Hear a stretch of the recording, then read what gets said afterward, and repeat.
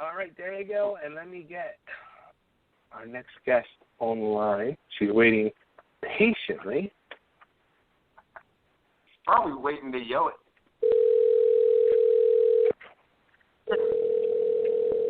Waiting on the line.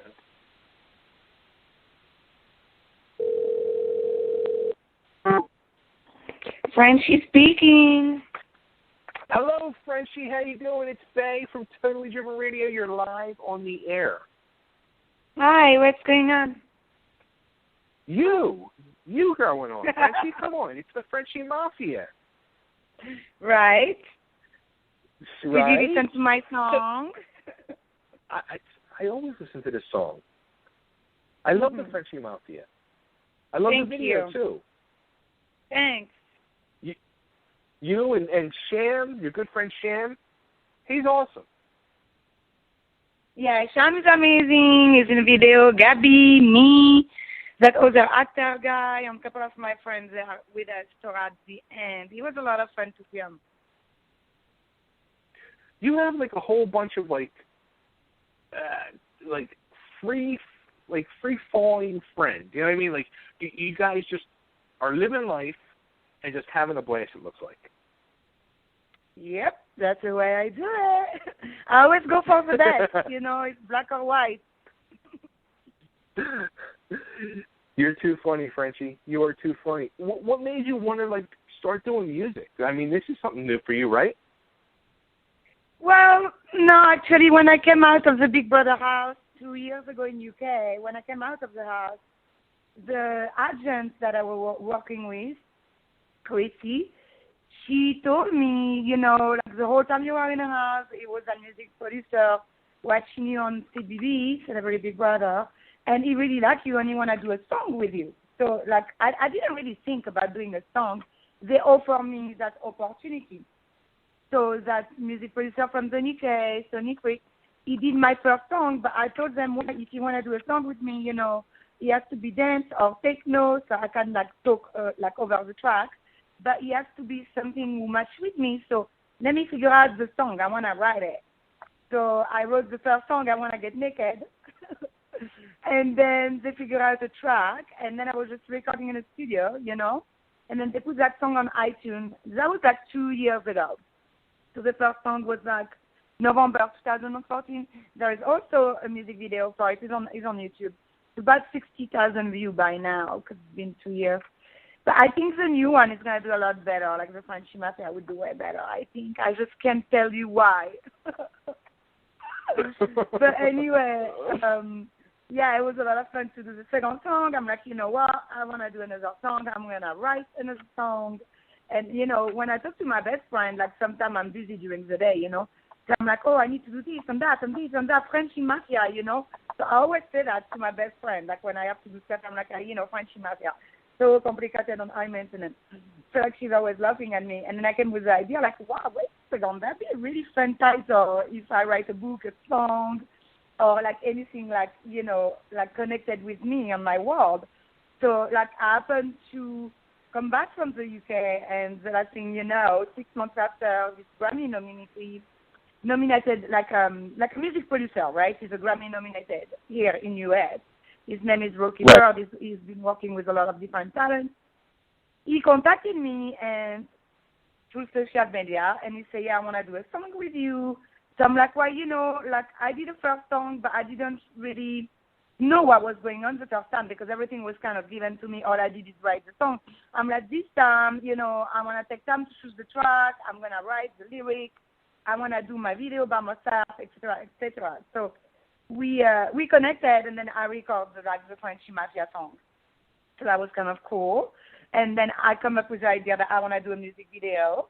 So the music video that you saw, I actually did everything. My best friend, was co-directing and directing Jenna, and my other best friend, which is one of my best friends and also my photographer, he also shooted the video. He usually just do picture, but he did a good job with that, right?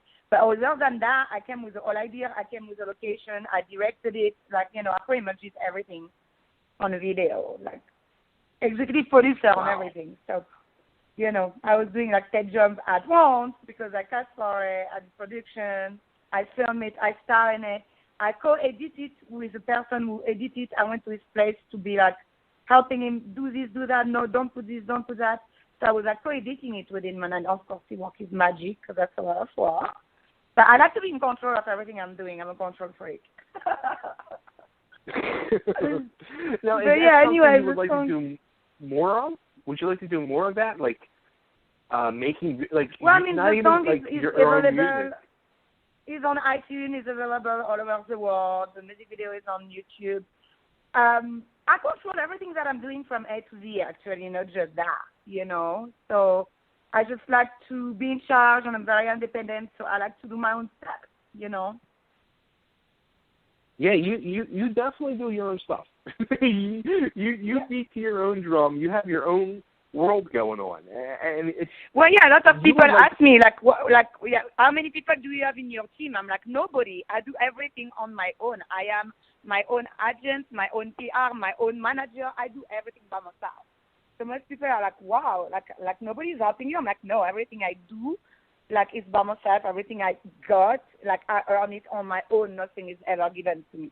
I started with nothing. You know what I'm trying to say? So, a lot of people always think from the outside everything is easy to get, but I came here 14 years ago. I'm from France. I'm not even from here. I came here. I left my family. I left everybody. I'm very close to my family. I talk to them every day, but I just wanted to move to America. It was my goal and my dream. And I was a full-time dancer when I moved in the U.S. And I always say, the back door of Hollywood if you are smart enough and if you are in the right place at the right time. Because guess who go to strip club? Producer, right. Celebrity, musician, everybody is obsessed with stripper. I don't care what you say. I've seen it from my own eyes for 10 years every single day. Look at Black China, look at Amber, look at Kendra. Those are all successful strippers who started with nothing. You know what I'm trying to say? Because when you work at night, and if you work in a good club, so many people from the industry just come and go. And that's how I got started, in 2004, I was in this club in Miami where I was working, and Playboy TV came in the club because they were looking for some hot girls. And because, when you look for a girl, usually, you go for playmates, dancers, models, other hot girls. So a lot of people come to the club, and Playboy TV was there that night. And I talked to them, and they're like, well, will you be interested to shoot with us? And I'm like, hell yeah, I'm always naked. That would be a perfect opportunity. So I started with Playboy TV, and then another time, a couple of years after that, I was in Las Vegas at Scores. It's closed now, but it was one of the top clubs. They used to have one in New York. And the Howard Stern crew, they were all there, Howard Stern, all his crew was there. Howard was not there, but Gary and all the people who worked for him. Again, they were there to look for hot girls. They were filming. They were having fun. So I went to talk to them and, take picture with them and everything. And I was like, yeah, I would love to be on the show. I love Howard. I love the show, da-da-da-da. So they left. I got their emails. And literally the following week, I sent Gary emails with a picture of him and I that we just took at the club. So, I will tag it Angelique Frenchy Morgan, Score Las Vegas, Howard Stern Night, whatever. And then I sent them the same email over and over and over again, probably 15 to 20 emails a day every day for 3 weeks. I literally was stalking them. So they got 200 emails from me because I figure out they get so many emails from everybody, they don't even care. So literally 3 weeks after that, they called me and they're like, oh, Frenchy, we got your email. We want to put you on the show. I'm like, I bet you did. And then the last thing I was flying to New York and I was on the Howard Stern show and it was amazing. And it was a privilege to be on his show because, he's very, very big in the business. He also started with nothing. So that's somebody I'm looking at, Now, what did you do on the show? Cool. Well, I went on the Howard Stern show 3 years in a row. So I got very privileged because usually you go one time on that set. But I went in 2006, 2007, and 2008, back to back. And it was really funny. Oh, wow. So many people from the industry, they're trying their whole life to get on the show. they can even get on the show. You know what I'm trying to say? And here I am doing everything by myself, and I figure out to get on the show 3 times in a row. Was the first year we did the Mexican game, like they ask you different questions, and then Howard make me ride the Sabian. It was just so funny. Oh, you love the completely Sabian? naked. Yeah, everything is on DVD. I'm actually in Howard Stern best DVD. Like, I'm in one of the best DVD. Like, it's probably like 15 girls. I'm one of them. Like, you can probably find that on Now, YouTube, right? when you rode the Sibian, did you have an orgasm? No, it was so funny because it was ticklish me. So I'm like, oh my God, it's so ticklish. So Howard was like, oh my God, just turn it off. Again, like I said, I want to control that shit, you know, like if I'm going to sit on it, where is the remote control? So he's like, oh God, it's going to take forever to turn it off. Because, you know, they don't have too much time when you're in the house. It was kind of funny. The second year, a fan of mine actually contacted the show and told them like he wanted to meet me, etc., etc. So we did like a foot fetish session. And then it was so funny because like I was asking Gary to show me his feet, so they were like, "Oh my God, you need a pedicure. Your feet doesn't look pretty." Da, da, da, da, da. It was so funny. And then the third year, we did like a password game. Like we just did like a game. It was me and that guy called Bigfoot. He's like a homeless, but he always go on the Stern show. Oh yeah. And that was so funny because that day, like, we both won money. Him and I won $2,500 that we split. So not only I got to be on the show, but I won, like, you know, $1,200 in, like, 5 minutes. So that was, like, the easiest money ever. So I had a really, really good experience on this show. It was really good. And I do truly believe that it helped me to get it to the next level because after the third time I was on the show, after the second time I was on the show, in 2007, right, literally a month after I came back from the Howard Stern show, the VH1 producer contacted me on MySpace and asked me if I wanted to do the Rock of Love. So I believe he has something to do with it, even if they don't say it. I believe it led me to bigger opportunity because then VH1 contacted me and they told me that you want to be on Rock of Love, da-da-da-da-da. I'm like, huh? Bret who? I didn't even know who Bret Michael was because he's not famous in France. That's what I was going to ask you. Did you even know who Bret was when you went on there? Nope.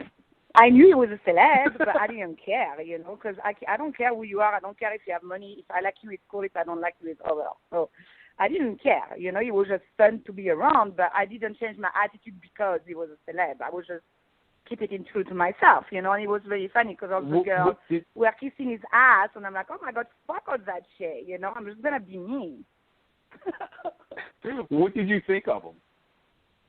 I thought he was really fun and very down to earth, and, like, he really looked good, actually, you know, like back then, it's almost 8 years ago. He looked really good and he looked younger than but he's very down to earth, like he's a very normal person, actually, to be around. Like, he doesn't have an attitude or anything like that. He's very cool. So him and I got alone because, you know, I keep it real the whole time. So it was really funny. But I do believe that Bret doesn't like dominant women. I believe he prefers bitches who are submissive. And I was so dominant, you know. I was like, hey, Bret, come over here. It was like, oh, my God. Now, so, you know, again, I'm a control freak, so I'm dominant. Were a lot of the girls, did he, like, sleep with a lot of the girls on the show?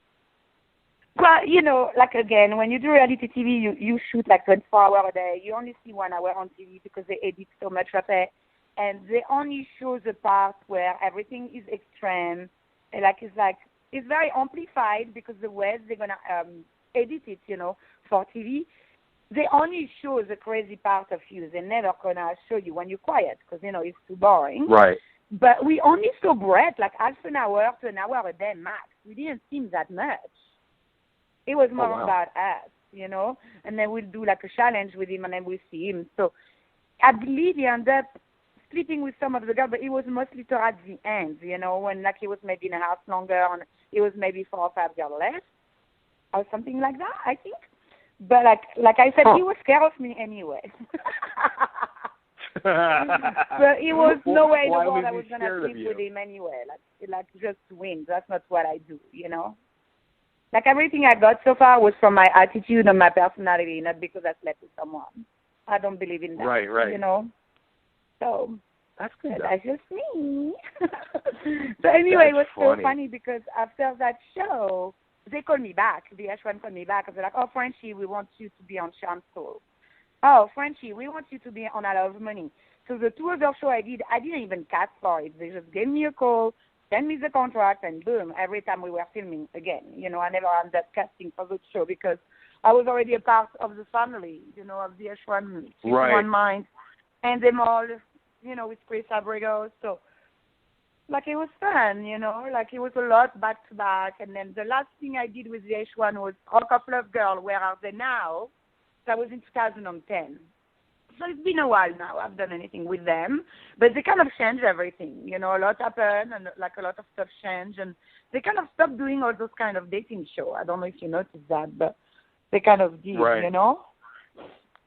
So I'm surprised because they were such great shows. Well, yeah. The thing is, like, I believe when you have hit reality shows like that, it's very difficult to have another one which is gonna be a hit because Flavor of Love was really good, and then Rock of Love came right behind. They was like back to back, like season 1, 2, 3, you know.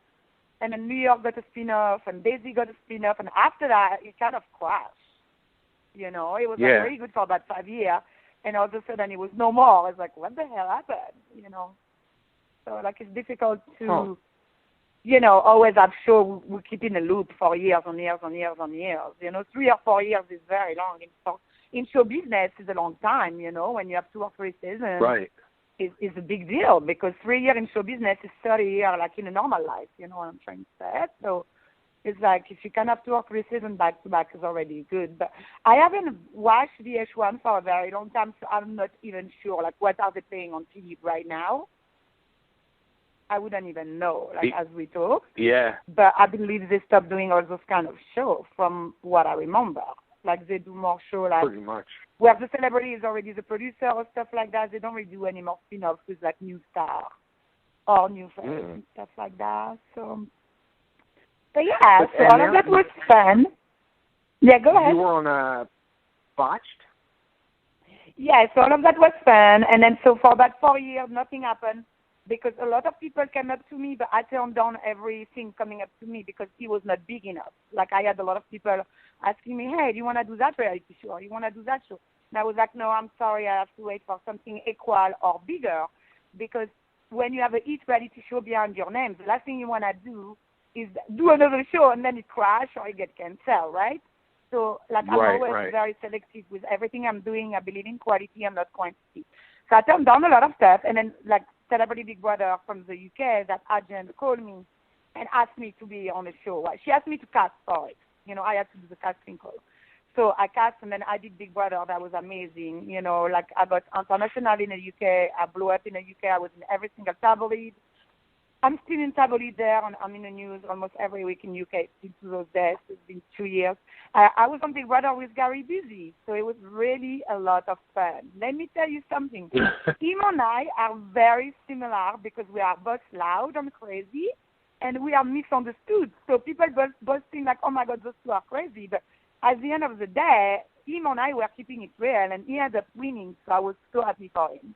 He actually won Big Brother 2014. He was the winner in UK, so that was good. You guys would be like a match made in heaven.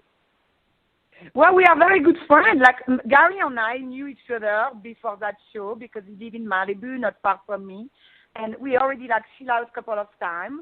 And then I didn't see him for 2 years because I was busy, he was busy, so we didn't end up chilling.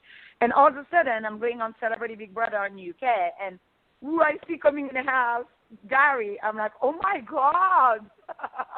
It was kind of crazy. He didn't recognize me right away either because I think he was jet lagged. So it took him like half a second. He's like, oh, Angelique, is that you? I'm like, yeah. It was kind of funny, though. Him and I, like, had fun on that show. And after the show, I hung out with him and his wife and his kids. And, you know, Gary and I are friends in real life. So I've been to his house a couple of times. But we aren't, like, I don't know. I've been really busy the past 6 months, so I haven't seen him for a long time. But we text here and there, you know. So, yeah, he's a really good person. And he's a smarter person I've never met in my life. Like, you would start talking to him, and he just gets so deep in every conversation, like you end up getting lost. It's like, what? Yeah, he's so smart. It's crazy. Now, see that. Now that's something too. Like, with Rock of Love, I remember when during the whole Rock of Love thing, they portrayed you to be like very, like, dumb. And what? Because this is our reality TV work. Yeah, and talking to you and like reading up on you and seeing the interviews with you and all that, you're far from it. Like, and you're handling all your own stuff. You know what you're doing. And I was I know like, exactly totally what I'm shocked. doing, but sometimes it's better to just play dumb. But anyway, yeah, no, well, you know, the reality TV, like, they kind of need to, every time I would say something smart, they will never edit it, they will cut it out, right? So, like, they just want my persona, and it's the same with Gary, though. If you watch him on Celebrity Apprentice and all that stuff, like, they show only the crazy side of him. Or most people on reality TV, you know, at least you control everything from A to Z. Like, a lot of times they will show only your crazy part, or when you fight, or you scream, or you cry, or it has to be very, like, a lot of emotion, you know, otherwise it's boring. So they only show me when I'm crazy. And, of course, I have a very crazy part in me. Like, I'm crazy, sure. But I also have a quiet part of me, like, people don't know because they never show it on TV. You know what I'm trying to say? And I'm not a party girl, but I don't drink, I don't smoke, I don't do drugs. I just can't get in a mood for it without doing anything. And it was really funny when I was on Rock of Love and on Big Brother, because I was the only one not drinking, but I was more crazy than everybody else combined being drunk. So that's funny. So you don't drink? I never drink ever. Like, every time on my birthday, I drink water, and everybody's like, what? Where is the champagne? You French? I'm like, I don't drink. I don't like alcohol. Never did, never will. So it's just so funny because everybody, like, always think I'm drinking, but I'm like, bitch, I'm sober. Like, I'm usually, like, I'm more crazy than you, but I'm sober. Do you understand that? Because I have so much personality, and I just don't care. Like, I'm just being myself. It's like, take it or leave it, bitches. That's, you know what, that's really awesome and impressive because, I mean, you're just going through life, enjoying life. You are literally. Well, yeah, that's how it should be. You cannot be worried about everybody all the time. It doesn't work that way. You know, other people don't live with you. Other people don't pay your rent. You have to, like, worry about you, what you want to do, and maybe the people you love around you, and the rest, fuck it, you know. Look at you. Yeah, I'm definitely not shy. Sometimes you can be as rude or as mean as well, but I'm like, no, bitch, I'm just keeping it real. You're just not used to hear the truth. I speak the truth. Maybe sometimes it's a little bit brutal, but I just speak the truth, and most people are not used to that, you know? You know, being shy was probably never in your vocabulary. Like, no, it's not. I think it's a blessing to be open-minded like I am and to be outspoken like I am. I think it's a gift because I can see a lot of people are really shy. And if you're one of my friends and you are shy, I would definitely speak up for you if something is up. You know what I'm trying to say? So I think it's a gift. You know, it allows you to move really fast, and I think it's very important to be able to express yourself, you know? Right. Huh. The hell, I mean, a big thing with you is being naked. Like, do you, like, you would walk around naked 24/7. Well, I look better naked. What do you want me to tell you? Like, I look better naked. I feel better naked. We are born naked, for God's sake. I never understood why we have to put clothes on. I'm allergic to clothes. I know you saw it because of my picture. I'm barely wearing clothes on. And also, people need to remember, I live in California and Vegas. And those two states, like today, it was like 80 in LA, you know. So I live in places where hot. Why I'm going to wear clothes on when it's hot outside? That's number one. Number two, I feel more comfortable when I don't have a lot of clothes because I don't like to have that feeling of being covered from head to toe. You know, so, like, I feel better that way, and I look better that way. So if you don't like it, fuck off. Don't look at me, you know? Oh, you're great, Frenchy. You are great. Well, I only wear enough clothes so I don't get arrested. I wear the minimum of clothes so I don't get arrested. But if I could walk around naked all the time, I would. Now, have you ever gotten in trouble for walking around naked? I mean, because you do. Well, I got in trouble a couple of times, yeah. I'm big trouble. Well, yeah, I got in trouble a couple of times. One time I was actually in Hawaii, and, the beach over there, you have to keep the top on, but I lose my top because I wanted to be topless. I didn't want to have, the tanning line. And obviously I'm not in France, but, I grew up on topless beach and I grew up on nude beach. So in Europe, it's normal to walk around either naked or topless on the beach. I mean, we have like a nudist beach, where you can be nude. Most of the beach are topless. Like 90% is topless. So I grew up on topless beach, so I'm not used to have my top on. It's kind of why I'm keeping my top on. I feel like I'm punished or something. What the hell? So anyway, I was in Hawaii on vacation. I took my top off, and I was on a private beach with one of my friends on some beach called the cops because, I was on a private beach, so, whoever lives there probably calls the cops, right? And it was just so funny because I was back when I was on TV. I was on Rock of Love at that time. It was in 2008. And the cops came, and they actually recognized me. And all they say is Frenchy, please put your clothes on. Thank you. And then they took off. That was really, really, really funny. But, yeah, I got in trouble very often for taking off my clothes. I went to a nightclub in Vegas, and I was wearing a dress, and I took off my dress because I wanted to just be in bikini, and they were freaking out. You can't do that. It's not a bikini night tonight. I'm like, are you fucking serious? We're in fucking Vegas. Oh, you can't do that. You have to put back your dress. I was like, oh, my God, how fucking boring. Oh, you're too funny. What was the one video? It's amazing what you can find out on the internet, but there was one video I saw of you, trying to go see the president or something on the beach. Well, that's connected to the story I just told you, actually, because I was in Hawaii vacation for 2 weeks, right? After that stuff happened with the beach is calling the cops because I went topless, I got really upset. One of my friends who actually live in Hawaii, he told me, well, Obama house is here. I'm like, well, I want to talk to him. I want to ask him why there is no topless beach in Hawaii. How the hell the guys can walk around shirtless and the woman cannot? It's ridiculous. We need to talk to the president. Maybe he can do a new law so the woman rights can be accepted so we can be topless if we feel like it. Why not? That's not right.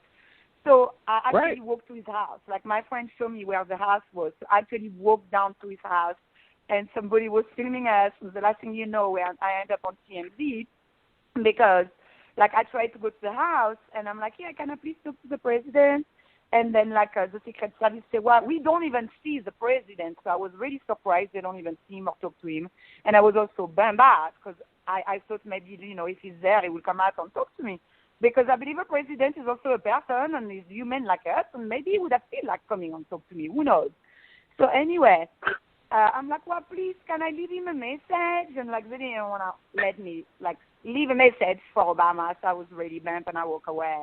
But he ended up on TMZ, so the way they edited it was kind of funny. And right after that, Obama followed me on Twitter.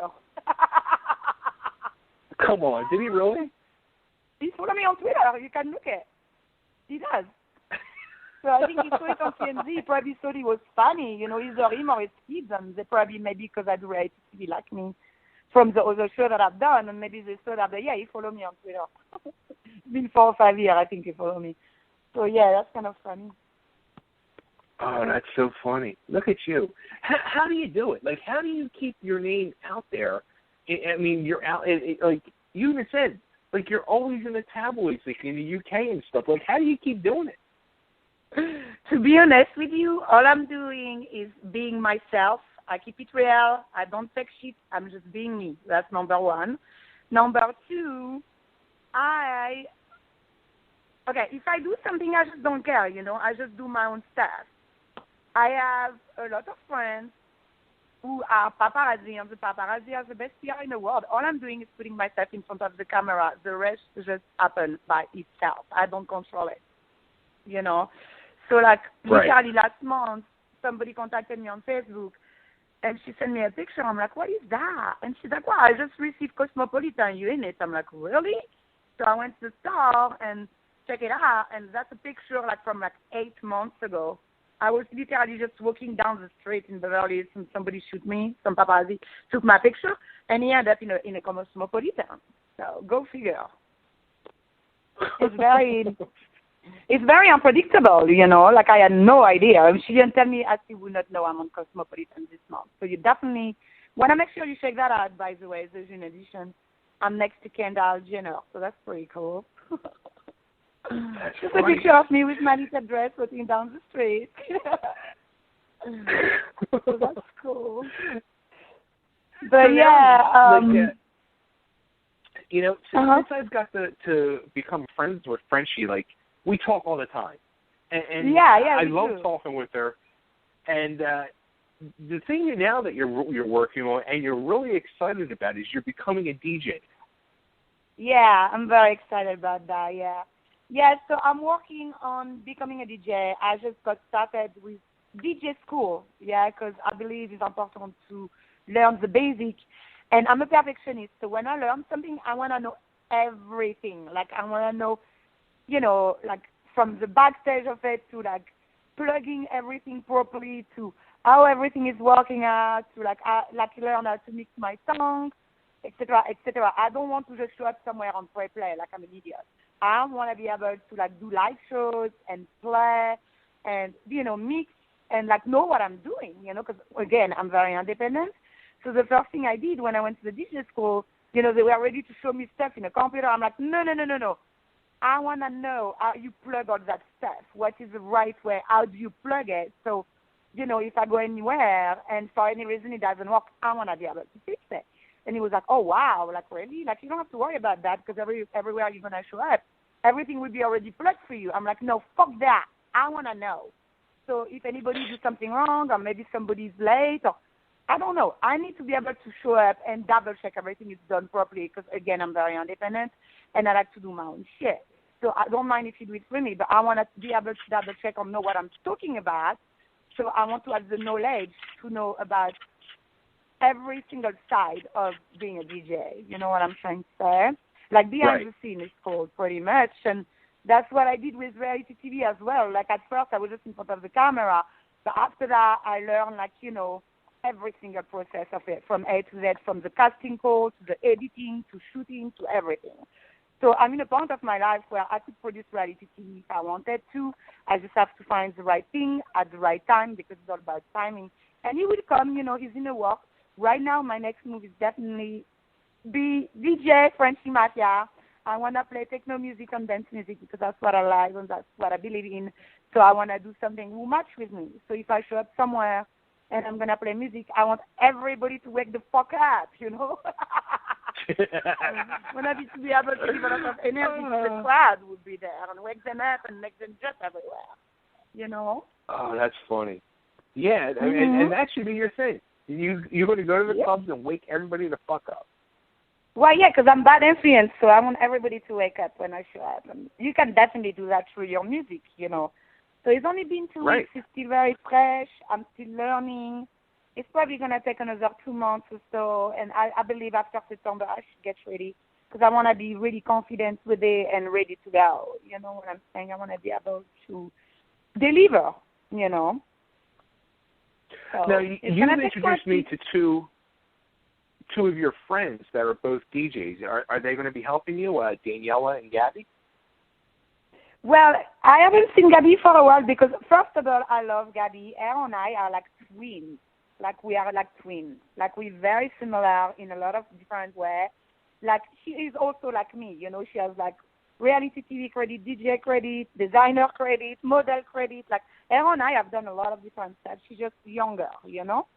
But she's in New York, so I'm not going to be able to see her for a while. Unfortunately, the distance is very hard on her and I because we want to be together, but it's not very easy because we are far away and we are both so busy with our career right now. But the good news is her and I have a movie project together and like a comedy and horror movie. Yeah. And I'm actually doing an event on June 17th for Frenchy Mafia music release video party. I'm doing an event in downtown LA. The club is called La Reserve.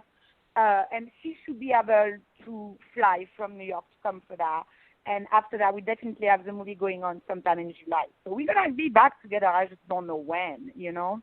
My other girlfriend, Right. Daniela, lives in Texas, so she's also far away from me. I think, you know, like, the best way is just to learn by yourself. But I have 2 DJ friends in LA and 1 in Vegas. And I told them, you know, I want to learn by myself, but I wouldn't mind for you to come and show me, like, how you do it, so I can just see. Because Right. you can also learn from watching other people. And then you can just do it your own Right. way. But, like, right now I'm working on CDJ 1000, which is an older model, but it's okay because CDJ is the best, you know.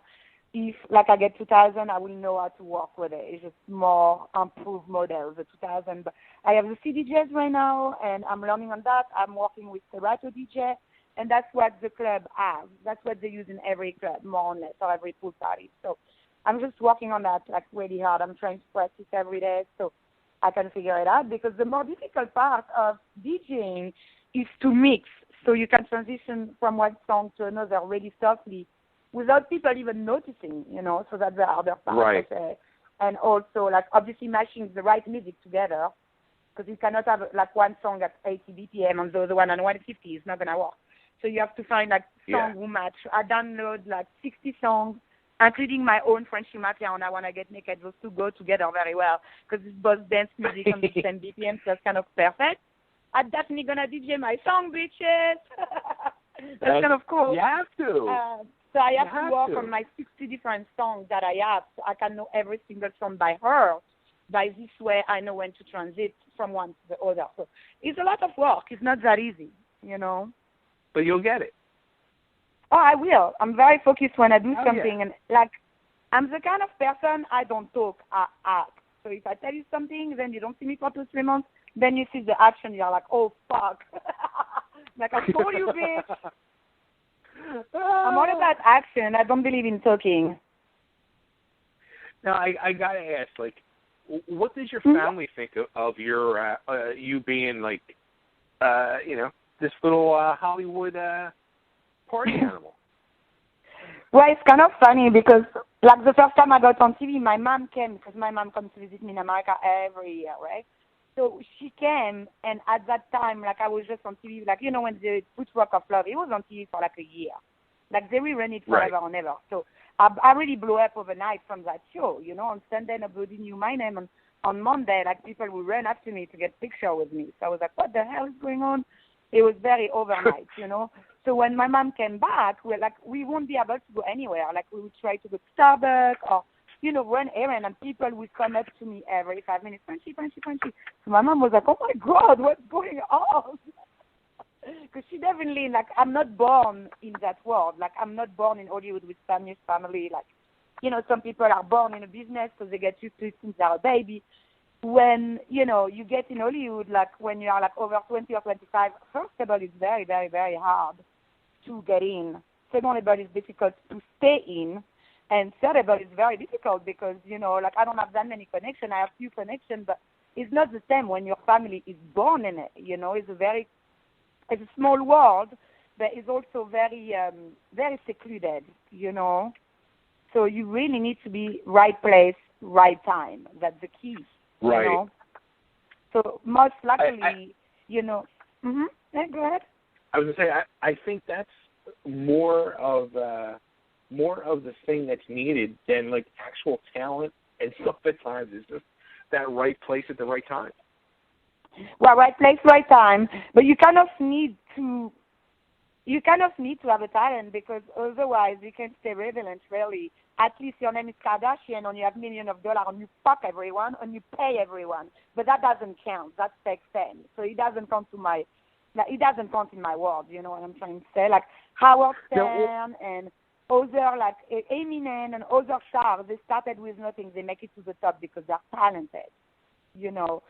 So if you don't have all that money and you don't have all those connections, you need to have attitude and you need to have personality. Because look can only take you that far.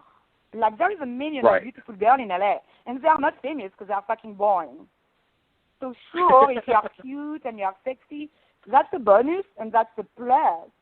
But it's not enough. Like, in the long run, it's not enough. It will be okay for short term, but not long term.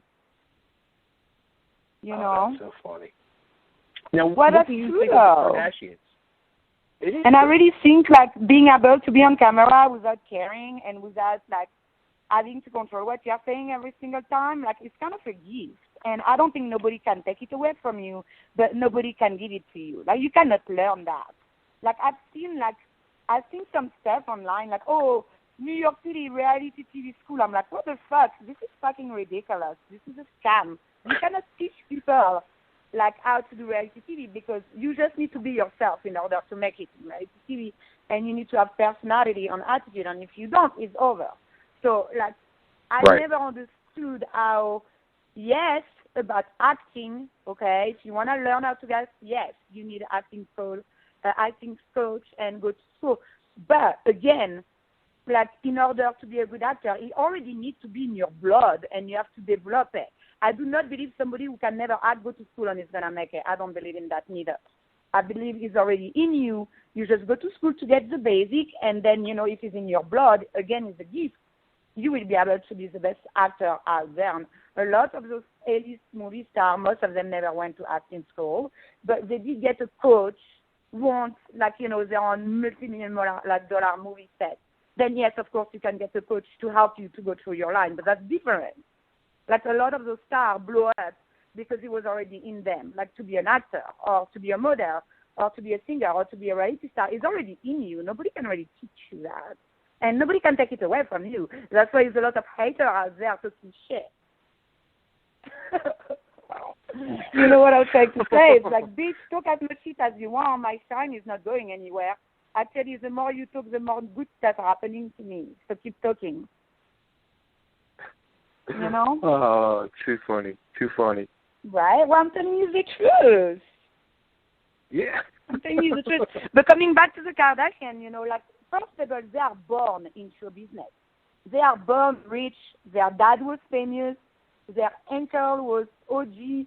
So they were already in show business. Like, they were already in Hollywood big time, you know, like, born in it. And then they had a lot of, like, stars, friends, and family. So they were around it since, like, they are born pretty much. So it was already in there, given to them. But also when, you know, after they did the sex tape and they got the TV show, they also had the money to pay a lot of people. And what I mean by that is Kim used to pay her PR $100,000 a month. So she will be able to work on the red carpet for movie premiere, you know, Golden Globe, all those shit she had nothing to do with. But the simple fact she will pay us that money, like, by the way, the ticket is $50,000, just to give you an idea. Like, she will just go in all those red carpets. So, of course, your name blow up if you walk the red carpet with the A-list, even if you're not doing anything, as long as they have the money to pay to go on the red carpet. That's what I mean by paying, like, when, like, they pay for their fame pretty much, you know. And then I believe for some reason their TV show is very successful. Let me tell you something. The minute the Kardashians got off TV, they will be done. That's why they are not going to get off the TV ever. Like, I'm telling you, in 10 years, still be, if it's not a Kardashian, it will be a spin-off show with their kids. Like, they will never get off TV because they know better. The minute they do, everybody will forget about them because that's how Hollywood is. You have a good movie, you have a good TV show, 2-3 years pass by, nobody knows your name anymore. So you have to stay relevant in the news, on TV, on radio, etc., etc. You know, so they did a really good job, but they also have a lot of money to pay all those people to stay there. You know what I'm trying to say? So it's difficult to get there when you don't have the money. It's harder, you know. Now they are their own producer of their show, actually. Like, they produce the show, like, I think for, like, after season 3 or 4, Chris was already a producer. And they are all producers now because obviously they all have millions of dollars. So once you have money, everything is coming. Like, everything is possible once you have a lot of money. You know, you can do a lot of stuff. So, yeah, I mean, you know, good for them. They're doing very good. But let me tell you, it's all fake. It's all fabricated. Like, it's fabricated from A to Z, you know, and it was kind of given to them as well. So that's easy, you know. And it will be the same with their kids. The kids will never have to lift a finger. They are born rich and famous. So whatever they want, they will get because they have the money to pay everybody, you know. So that's not the best example. The best example, like, what do you think of the whole? I was going to say, what do you think of the whole Bruce Jenner, Caitlyn Jenner thing? Well, I believe he wanted to do that for a very long time, and I believe because the kids were growing up, by respect for his kids, maybe it was like, oh, hell, I cannot just tell my 10-year-old or my 15-year-old, hey, honey, daddy want to be a woman. So I think he kept it away, like, for a long time. I believe Chris knew about it from, like, day one, but I believe, like, he kept it secret in the news, and maybe he kept it secret to his kids, like, until they turn 16 or 18, so they're big enough to understand, so they don't get too much hurt, you know what I'm trying to say? Right. I think it's good he did that because a lot of people can relate to him. A lot of people in the same situation than him can relate to him. So that's kind of good. He came out of there and he said, like, you know what, bitches? I want to be a woman. I'm doing it. I'm happy. Fuck you, you know? So that's kind of good he did that so a lot of people can relate to him. But I also believe he did that at the right time because they were getting divorced. So I think maybe he said, like, you know what, I've been waiting all this year now, fuck you, I'm, like, doing it for myself, I don't care what you think anymore, and I'm just going to shine on my own. And he did. He took the spotlight away from Chris for the first year, actually, you know. Right. So, yeah, good for him, you know. I think you should always follow your gut feeling. You should always do what makes you happy and not worried about what other people think because at the end of the day, you are the only person who can make yourself happy. Nobody can make you happy. You are in control of your life, and you are the only person who can make yourself happy. Other people can come around and have fun with you, but if you're not happy to start with, most people can't really do anything about it. You know what I'm trying to say? And if you have to depend on others in order to be balanced, there is something wrong with you already.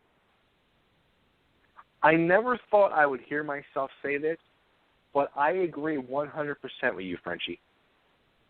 Yeah, it's true. It's true. Everything you just said there is so true. Well, I can be very smart sometimes. It depends time. You just know how I feel, you know. But sometimes I can. I think you're really smart all the time.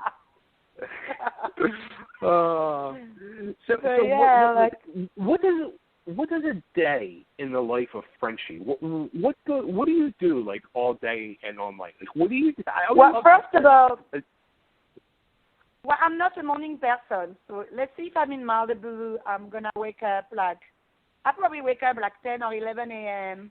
And you know, depending on my day, because I'm like, okay, I don't have to be in front of camera to work. What I mean by that is, like, sometimes I'm writing stuff. Like right now I'm writing a TV show, but I wrote a book as well. I wrote all my songs. So I'm always doing something. Like, I'm either, like, writing something or producing something or, like, casting for something. So every day is a little bit different. But let's say if I have a day off, I will wake up and I will go on the beach with my dog and I will go surfing and then I just go for lunch. Like, when I'm in Malibu, I'm like very quiet life. At least I have a red carpet in Hollywood or somewhere. I don't really leave Malibu. I just stay there. So I have like a quiet, low-key Malibu life when I'm not busy working, you know. If I'm busy, like let's say if I have a casting call or I have an interview or a photo shoot or anything connected, you know, with my job, then yeah, obviously like a lot of time I have to wake up early and have my hair and makeup done and then drive on the set or drive to the interview. So I could have a busy day until like 6 or 7 p.m. and then come home and just relax, you know, like it's never the same. But I'm kind of always working. I'm always like creating something. I always have ideas. So I'm always doing something. Right now, obviously, I'm in Las Vegas because I want to learn how to DJ here. My DJ school is here in Las Vegas. It's called Blend Institute and is one of the best DJ schools here in Vegas. And obviously, you know, once I'm ready, I want to, because I want to play in Las Vegas pool or club because once you have Las Vegas credit, guess what? You open new door all over the world. The best DJ in the world comes to Las Vegas. So if I can get started here, it's only going to be a good thing to blow up higher, you know. So right now, I'm kind of like concentrating with this, like, and my TV show is coming in 2 weeks, so I'm going to be really, really busy with that. I'm going to be starring on Botched with Dr. Natif and Dr. Dubrow on E! Entertainment. So you want to make sure you turn in on June 14 at 9 p.m., bitches. And if you are busy, you better TiVo that shit. Because I cannot tell you what I do, but I can guarantee you I took over the whole staff, but that's all I can say. Like I cannot tell you what I did or what happened, but I'm taking over. I can't wait to see it. I love that show. I can't wait to see your episode.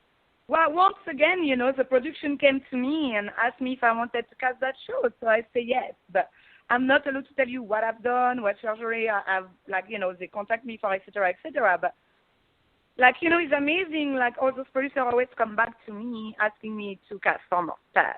Usually I don't cast, they come up to me every time. Once in a while, I look at casting call here and there, but again, I'm very selective, so it's not that many shows that you can do, who are hit shows. And also, I need a network who can handle me because, again, when I'm on TV, I'm already white, loud, crazy. So not every network can have you, you have to be, working with a network who can handle you, So, yeah. E-Channel is good and VH1 is good. Mm-hmm. Did VH1 or anybody ever come to you to offer you your own show? Well, when that was going to happen, all those stuff happened when they can't sell everything. But, yeah, I'm in a process to actually do a TV pilot for my own show, but I'm going to produce it.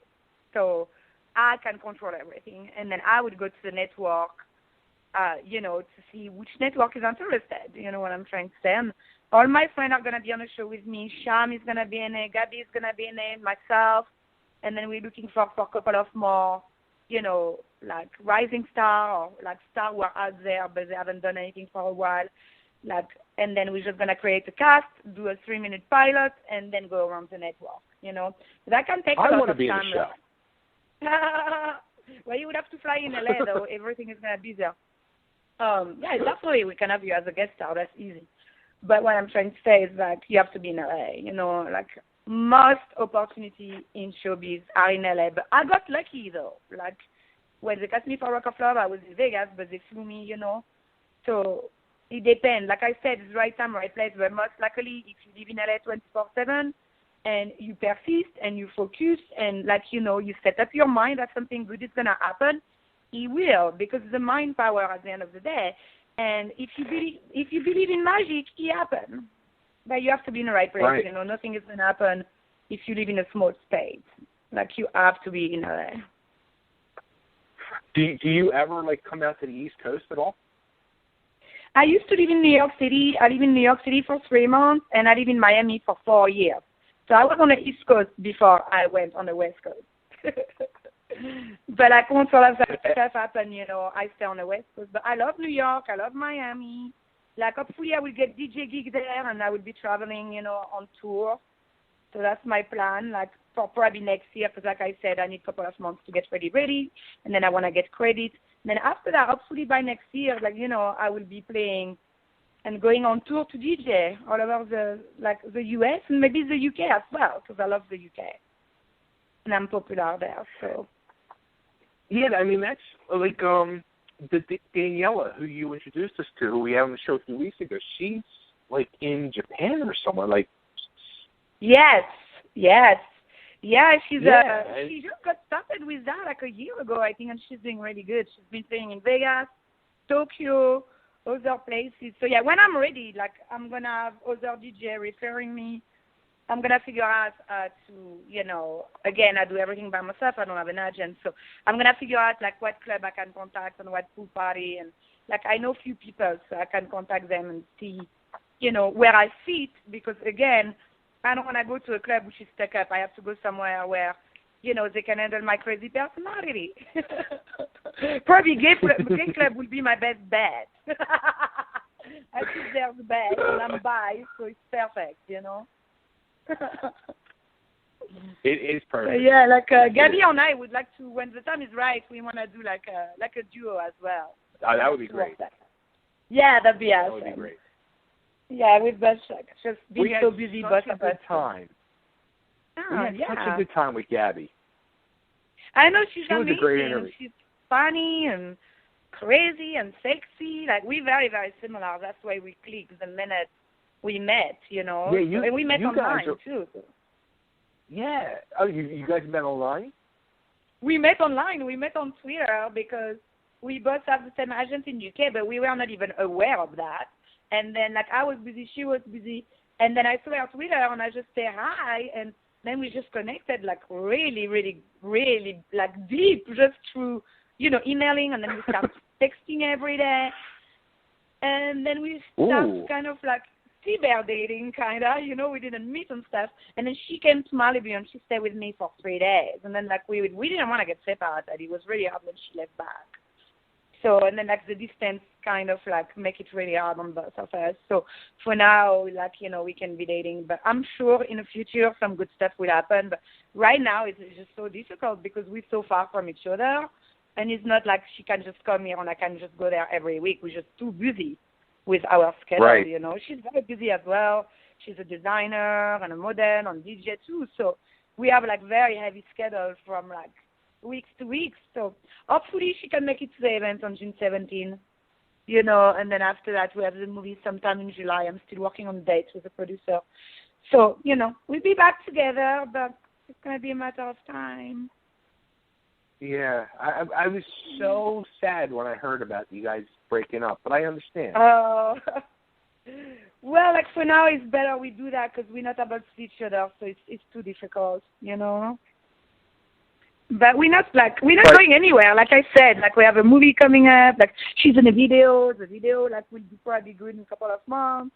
Like hopefully she can make it to the event. So we can still gonna hang out. But for now it's too complicated. One of us will have to move. Right. Like hopefully I It'll can happen. convince her. I know it will. Yeah, hopefully she It's will move meant in to LA. It's yeah, meant I to believe be. in that. Totally. I agree.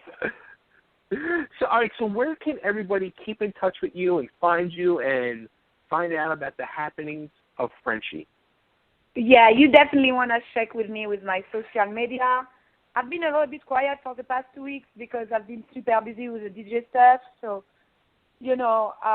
definitely you want to check me on Twitter. Follow me on Twitter at @BBFrenchy. I'm verified, so you cannot go wrong. And then on Snapchat, Frenchy Morgan, and then on Instagram, Frenchy Morgan.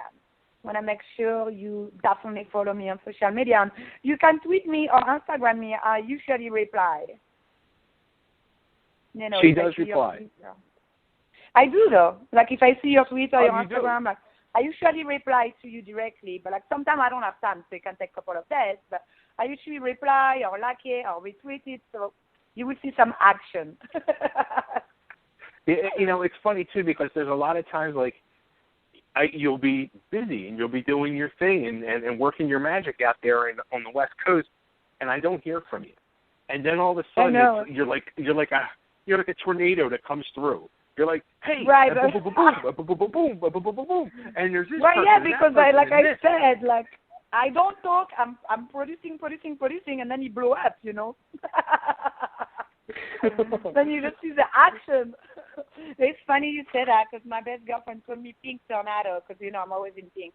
She called me Pink Tornado because, oh, my God, every time you come back, like, every time we hang out, it's like a tornado. And you introduced me to another person. I have to reach out to them yet. I haven't had a chance, but I'm going to do that tomorrow. But, yeah, just keep sending me your friends. They're all great. I love them all. Yeah, no, of course. And like I surround myself with really good people. So if I usually refer you, it's somebody good. It's somebody like in a business, rising star, or like somebody already out there. Like so many talented people in this business. And again, like if you don't have the right connection, it's very difficult to get promoted. So I'm all about helping others as long as they have the right attitude, and the right personality. Then I have no problem to give back and like just lifting other people higher who are around me or people that I love, Because I think that's what it should be about when you have a friendship with somebody. It shouldn't be like, oh, like I just want to be with you when everything is good. It's like, no, I can help you and we should lift each other higher and we should be there for each other like all the time, not just when you act, but also when you're down, That's what a true friend is, I don't have that many people who are my friend because, again, I believe in quality, not quantity, and I am very selective who I surround myself with. And I'm mostly with my dogs. I have 2 German Shepherds, Princess and Angel, and they are the love of my life. And Seriously, like the day I can have a massive mansion, I think I want tiger and dogs and horse. I rather surround myself like I rather have animal around me than human. You know, it's a better energy and they're loyal and they give you true love and you know. I love animals more than I love people. I was really a lot upset. of people do. No, I was really upset with the gorilla stuff though. I've been tweeting like about that shit. Like I was so pissed with that stupid zoo who killed the gorilla. I was like, what the hell? Crazy. Yeah, it was. Really mad. We were talking about that earlier in the show, and we were saying that, they should have just tranquilized him. They should have made it go to sleep. They didn't have to kill him. And also, he was not even hurting the child. The only reason why he got agitated is because those idiot humans were screaming, so he got agitated. But besides that, I don't think he would have hurt him at all, So the best solution would have been either the zookeeper go inside, give the gorilla maybe some food and take the kid away, or like put him to go to sleep, but not just like shoot him because of the stupid human, like because of those idiot parents' negligence. Like the innocent animal lost his life, that really pissed me off. I'm like a really big, I'm vegan and I'm vegetarian for 21 years, so I'm like an animal advocate, and that really makes me upset when animals lose their life because of human stupidity, It's not right. Hopefully they figure out some law to fix that because it's sad. It's 2016, and the animals have the same rights than you to breathe and live. There is no reason for them to be in a zoo, to be in a jail, to be killed, to be eaten. All that bullshit is nasty. That's not what the Mother Nature planned to do to start with, I live in Malibu, and the ocean is dying because everybody is overfishing. Yes, fishing to survive, okay. Like hunting to survive, okay, but not to the point that it's excessive and you're destroying the planet and everybody is dying. All the animals are dying. All the fish are dying, it's destroying the oceans. The whole planet is fucked up. And then everybody is wondering why there is disaster. And then everybody is wondering why there is disaster, like natural disaster, like earthquake or storm. Bitch, you've been destroying everything. That's coming back to us. So it's really revolting. But it's kind of too late now, I think. But, like, hopefully, like with the right people doing the right things, maybe we can fix it. I don't know. I don't know. Like I don't hope believe it's not too late. Well, I really don't believe the planet is still gonna like the Earth planet, because obviously there's so many planets out there. But I don't believe the Earth planet is gonna survive more than 100 years though, because everything is getting destroyed. So I believe eventually like it will explode. Or I don't know. It doesn't make any sense to me though. Me neither. Anyway, what do you wanna do? I just like when I'm in Malibu, I just try to be by the water and have like a nice, easy, fresh quality of life just with the ocean around, But I don't know why the humans are destroying everything. It's kind of scary, And the technology as well. It's like kind of crazy. Like technology is good, but not to the point it's gonna destroy the human race, and we're gonna be dominated by technology and robots. Think about it. Like everybody's always on their cell phone, and it's freaky though. That's why when I'm home in Malibu, like I leave the cell phone, I go on the beach, and I try to disconnect because we cannot live without our cell phone. It's like I don't know how we got to that point. It's really scary. I'm just glad I didn't grow up that way, but for the past 10 years, that's how it is, and that's how the world is like. It's worldwide. You know what I'm trying to say? I think it's heavier in America and in Japan because we are more advanced, like France is 10 years behind, 15 years behind. Some country in Europe, is like 10, 15 years behind. Some people, like some countries, like 50 years behind, whatever. But it's heavy, all that technology stuff, Yeah, but you know what? It seems like over like in France and Europe and all that, like it's not as, I don't even know how to say it. Like it's not as crazy heavy as it here. Yeah. Well, it's not as heavy exactly. because you have to understand, Europe is 15 years behind America.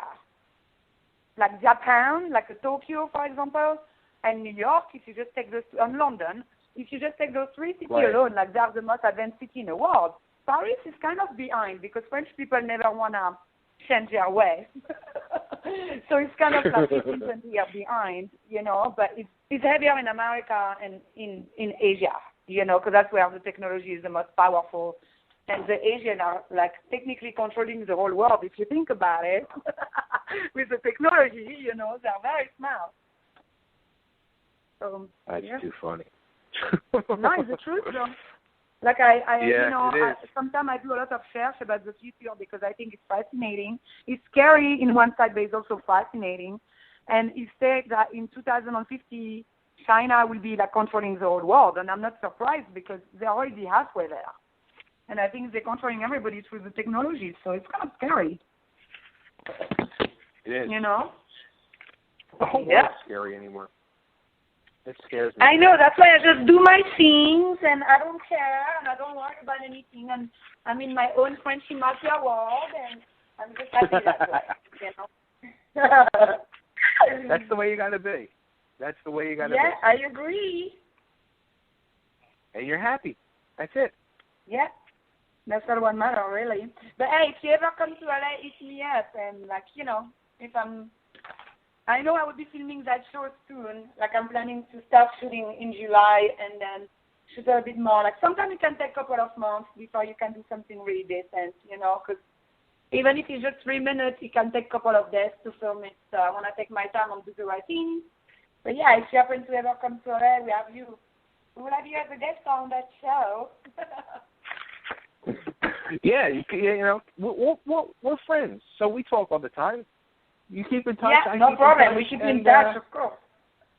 Absolutely. And you know what?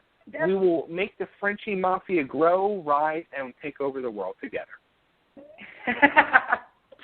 Watch out for DJ Frenchy Mafia coming very shortly in your club or pool party, bitches. Stay tuned. All right, Frenchy. Before I let you go, can I get you to cut an ID for me? Yes, of course. Let's see. What can we get you to say? This is Frenchy. How do you want to say your name? You want to say your whole name? Yeah, just say Frenchy or Frenchy Morgan. Okay. How about, hey, bitches, this is Frenchy Morgan, and you're listening to Totally Driven Radio. How you say that? Like how you spell it? I saw it on Twitter, on Facebook. Oh, Totally Driven Radio, right? Is that correct? Totally Driven Radio. Yeah, Totally Driven Radio. Yeah, I see. Okay. Yes. Hi, bitches. It's your girl Frenchy, and you are listening to Totally Driven Radio. Perfect. Thank you so much, Frenchy. Because sometimes I speak fast. No, that was great. That was great. Okay, cool. I just retweet your tweet. All right, awesome. Thank you so much for having me, and we definitely keep in touch. Absolutely. Yep, I'll we'll have to see have you you later. back soon. Take care, Definitely. Frenchy. Take care, darling. Bye Bye-bye. for now. All right. There she goes. The one and only Frenchy. Scary part is, she is in complete control and knows exactly what she's doing. I wouldn't go that far. Come on. Sometimes she's out of control and a little overboard. She's a very sweet girl.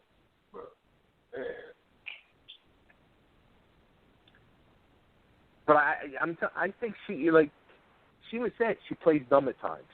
I think she totally knows exactly every move she's doing, and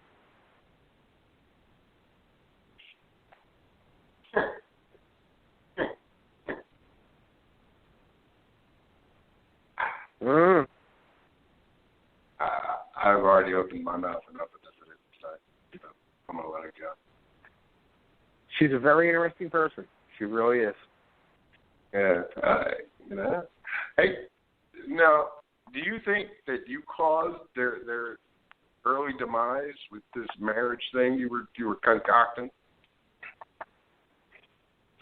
You know, dude, I was so bummed out when I saw the story. Actually, it like was in the tabloids in the UK that they broke up. I was like, son of a bitch.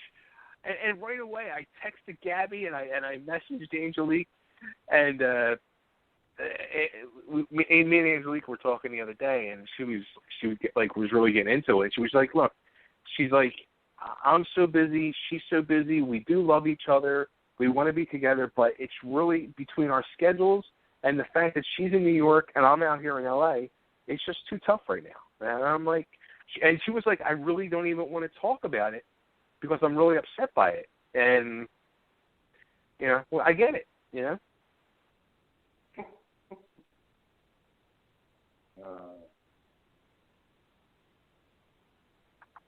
I don't know. But I'll tell you what, people love her because I don't know. She's been retweeting it. Dude, she's been retweeting it, and it's... What's that? I don't know who I feel worse for now. You for not getting your lesbian wedding, or Dr. Ruthless for not getting his lesbian wedding.